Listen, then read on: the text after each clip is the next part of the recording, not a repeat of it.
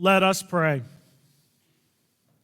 Almighty God, may the words of my mouth and the meditations of my heart be worthy in your sight.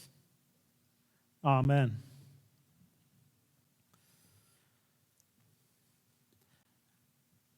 I've learned something this month that I hope I will actually remember come next year. And that is to do all the stewardship sermons in October. That way, when we get to November with All Saints and Veterans Day and Thanksgiving, I'm not trying to blend them together. Because it does feel a little odd to be preaching about stewardship the Sunday before Thanksgiving. And to be fair, there's probably a few other things I'd rather preach on. There might be some other things you'd rather hear me preach on than this today. Good news is that next week you won't even hear me preach, so you'll get a break. But it is something interesting to think of this week as we kind of wrap up our time thinking about stewardship and the attitude of generosity. Because we're going to be inundated with the reminders of Thanksgiving, which, if you even look at the word, giving is a part of it. But even when you think of Thanksgiving, whether we want to think of that first Thanksgiving up in Plymouth or other ones throughout the years, there is something about generosity in it. Because the whole point is to give thanks for the good in your life. And the meal itself is out of abundance more than anything else. But in the midst of this, we have that passage that Paul wrote to the Corinthians. And Paul makes some interesting statements about being generous and about giving. And it really is a way of reshaping us. Not just so you give more, but really on how we live our faith.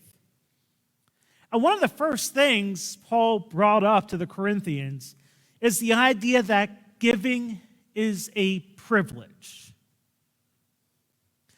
Does that sound a little odd? That it's a privilege to be able to give. When you think about it, it kind of is. You have to have something to give in the first place. You can't give what you do not have.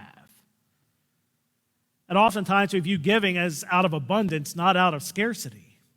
But it's still the idea to be able to give, you must have something you can give. Whether that's an excess of funds or excess of times or a talent or ability, there has to be something that can be given. And that's something interesting to think about. Now, I'm going to give you a glimpse into the thinking of pastors over the last couple years. Because of the pandemic and shutdowns, we've had to seriously reflect on what we do in worship and also how we do it. That's not what we were necessarily thinking about until 2020. And also, how you bring back things that had to get shut down and when to do that. And this actually came up on Thursday when I was with the clergy choir. Somehow our conversation steered towards how we give in church. And I'll be honest, I can be a bit pragmatic about it. Because there was a debate of whether you still have the basket or plate when you get to church, or like when you enter the room, or if you pass plates. And there's still some debate with that. I'll be honest, I never felt very comfortable with the idea of having the basket or plate at the door. Because sometimes I got the feeling of, does it feel like you have to give or pay to enter? It was even more concerning with where I was when all this happened and how we set up for communion with those individually prepared communion things with the prepackaged grape juice that was always sour and the little wafer that everyone hates. I had them nicely set out on a big table, and like a 8-foot table in front of the door so they could all be spaced out so you would only touch one and all that fun stuff. What always threw me off was the basket for the offering was right in front of where all the elements were for communion, and I had the same issue. Are you paying to take communion? And that always troubled me. Now, on the flip side, I was one who really wanted the plates to get passed again. The pragmatic side of me went, it's harder to ignore the offering plate when it's passed right in front of you. You can walk past a plate by the door. When it's passed in front of you, the psychology is there to give. But also, thinking about giving as a privilege, who passes the plates? Ushers. That's a way in which people have the opportunity to serve God in worship. It's an action. And through the act of how we collected the giving, we gave the opportunity for people to serve.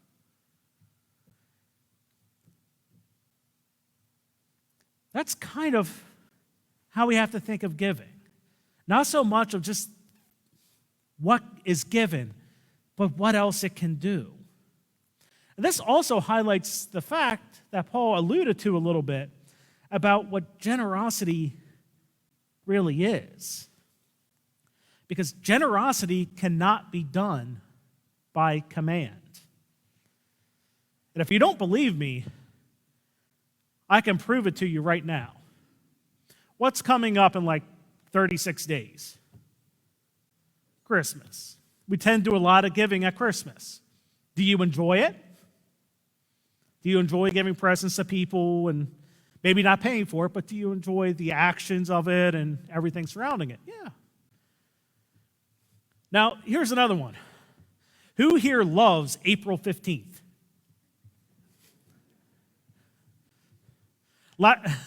Last night, Randy said he loved it because that was the end of tax season. No one here celebrates the day taxes are due. If we did, we'd probably have a service on April 14th to celebrate it. I'm not saying we can't, but I don't think anyone really wants to come to that. And that really shows up in the idea of when we're forced to give, we don't see it as generosity. We see it as a tax.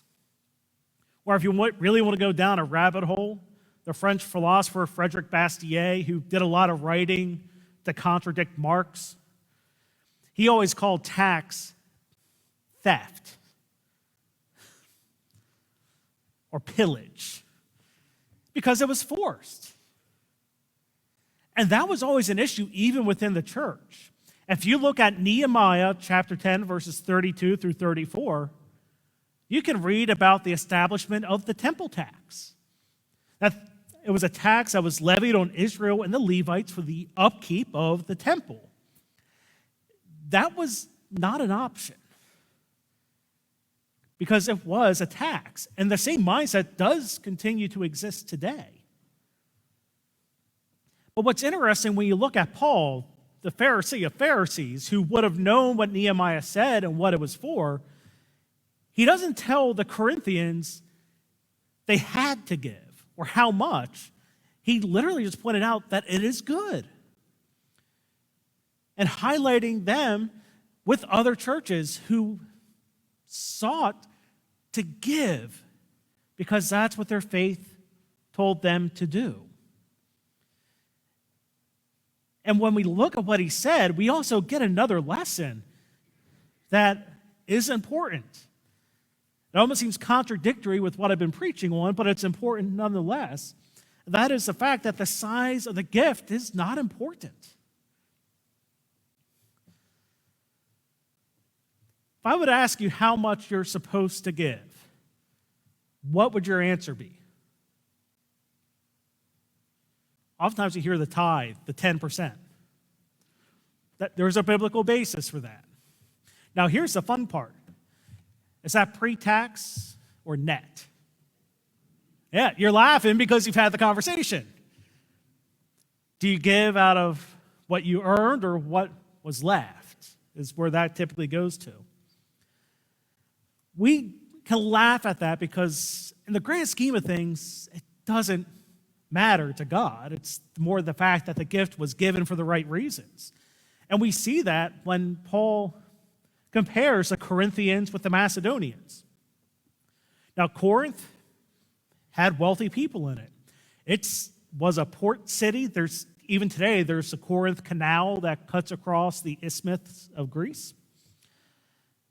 They had wealthy people. Macedonia then, and actually even to this day, is poor. It's never really been a strong economic region, and really not a powerful area unless you want to talk about Alexander the Great. Actually, strangely enough, that's the only time the Greeks would consider the Macedonians Greek. The Greeks consider the Macedonians a step above a barbarian. But yet, here in this comparison, which Paul might have done a little bit to get under their skin, points out that Macedonians had very little to give, yet they did, joyfully. And that's something we even note to this day when you look at the figures and the numbers and the statistics, all that fun stuff. Typically, the people that have the least to give are the most generous. Some speculate maybe because they know how bad it is to be in need. But it's also the reminder that it's not about the size, it's the giving that is important. Well, we teach those kids it's better to give than to receive. That's something Paul pointed out. It's like they can't give a lot, but what they do makes an impact. And sometimes we forget that that's the bigger point. It's not so much to be looking at exactly how much or how big, how often, all the details, but also to keep in mind what can be done. One of the things we need to remember, and Paul notes this as well, that grace can be extended through giving, through the generosity. This is something we've seen throughout history. There's a good example of this in Methodism, where the early years in Great Britain, Methodists, we never really had money until the late 19th century. And some speculate the worst thing that ever happened to us is we found a way to make money. But in the early years, they needed financial help to do the mission. And an English countess, the Countess Huntington, Selina Hastings, bankrolled the early Methodist movement, especially George Whitefield and his group, but also John and Charles. And because of her giving, not just George and Charles and John, but a bunch of the other Methodist lay ministers could go out and preach the gospel to reach thousands and tens of thousands to whom the Church of England couldn't reach. And this continues on into the 20th century.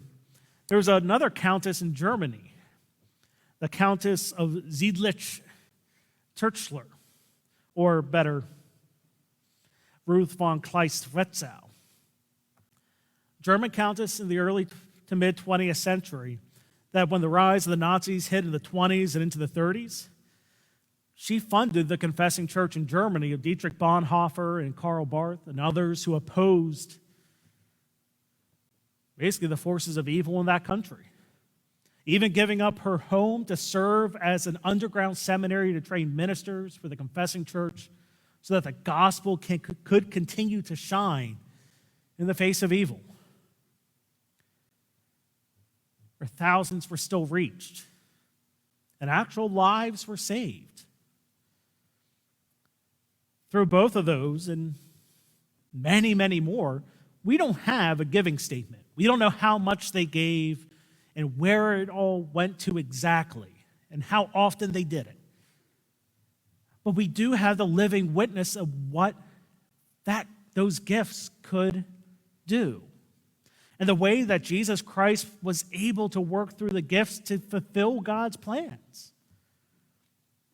And this is part of who we are as a people of faith. Because generosity is one of the many ways we live in the example of Christ. One of the things that Paul noted was what Christ did. We don't see this in the idea of Jesus Christ giving tons of money to the poor. We know money was given because the disciples received money. Judas was a treasurer. Maybe he embezzled some. But we know that sort of thing was happening.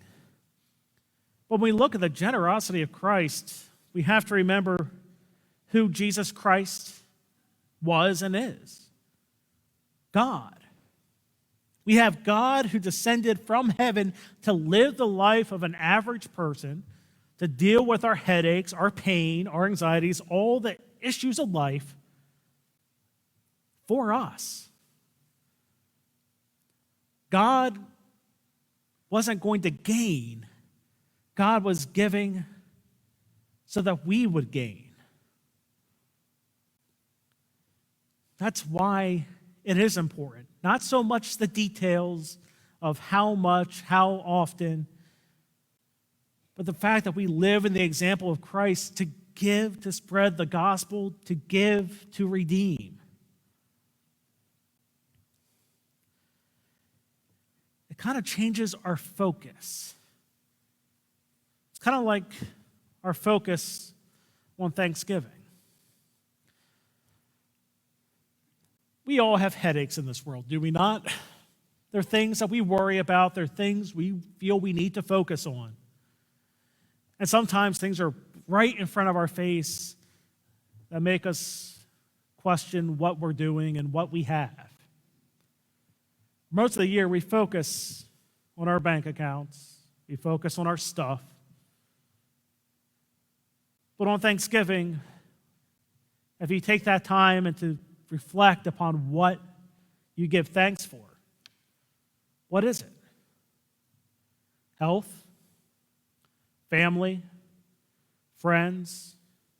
The meal before you? Hopefully not watching the Cowboys and the Tigers play or Lions play football. I think we could all do without that. But there's always the other things you give thanks for, the things that we say you truly matter in life.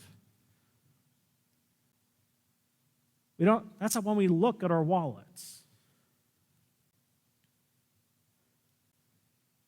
That's a glimpse of what God tells us to do. It's not so much focusing on the details, but changing our attitudes to be one of living generously. Not that we may receive, but that others may receive. And not that our will be done, but that God's will be done on earth as it is in heaven. It's something to think about. Not just when you're eating or half comatose on Thursday after the meal, but how do we live our faith to truly follow that example of Christ, to give so that the gospel may spread through all the world.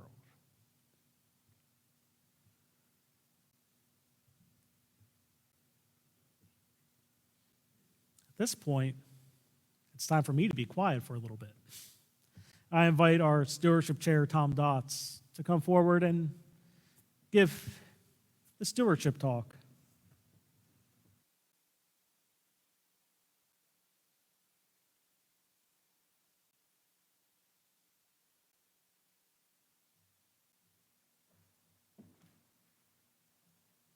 I'm going to move this. Good morning. I got to tell you, Dave, that's a tough act to follow. But you know, I don't mind getting up and speaking in front of you all because you're all friends. That makes it not as difficult. Makes it infinitely easier because I just saw all of you pretend to be chickens. I mean, I can screw this up royally, and I mean, you're chickens. So how bad can that be? When I volunteered to become stewardship chair, it got me thinking about the nature and the roles of stewardship and the different functions that it can take. And then Dave's messages over the last several weeks has kind of clarified it for me. Now, the one that comes to mind for us, obviously, first of all, is our financial giving, our support, our commitment to this place. And that is vitally important. You know, we need to keep the lights on. We need to, fund the staff that do such an incredible job and lead us on this journey. And if you were here early this morning when the boilers didn't come on, it was 52 degrees, as I understand it, we need to keep the heat on. And honestly and obviously, all those things require our financial contributions. But it also occurs to me that there's many other forms of stewardship that are equally, or at least vitally important to the mission of this church. You saw it this morning with what Laura did. Dave's messages, Gary and the music, the bell choir, all of this, the welcome center, the folks back in the multimedia center that, you can hear me and we can be on the internet. All of these things are important stewardship functions. And they are vital to the continuation of this mission. One of the things I really like to do is I like to plant trees. Becky will tell you that it's probably a borderline obsession. I think she's fearful that someday when you drive by our house, you won't see the house. It'll just be this impenetrable wall of trees. And I got to be honest, that would be really cool.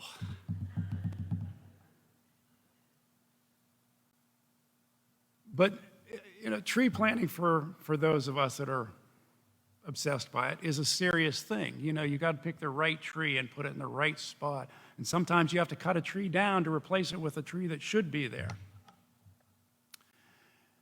And we tree people, we have sayings and proverbs, if you will, that we use to convince other people that we're not crazy. One of them, the Chinese even have a proverb that says, the best time to plant a tree was 20 years ago.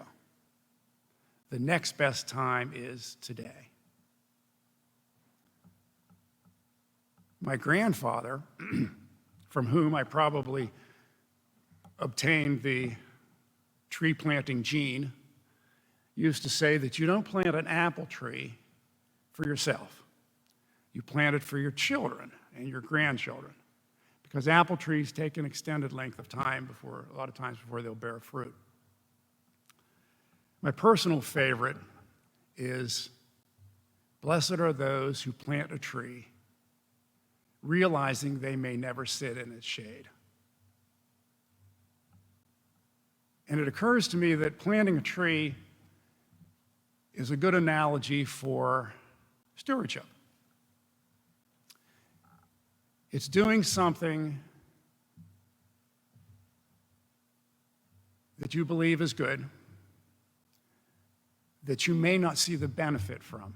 You're doing something that will benefit someone else, not necessarily you. My mom taught Sunday school, kindergarten, back in the corner back there. Boy, 60 plus years ago. She and Rita Thompson and Pat Dasher. Now, did my mom know when she was back there teaching kindergarten that her granddaughters and her great-granddaughters were going to need to hear the lessons that were taught back there? No, there's no way she could have known that, because she died many, many years before they were even born. But I believe that she and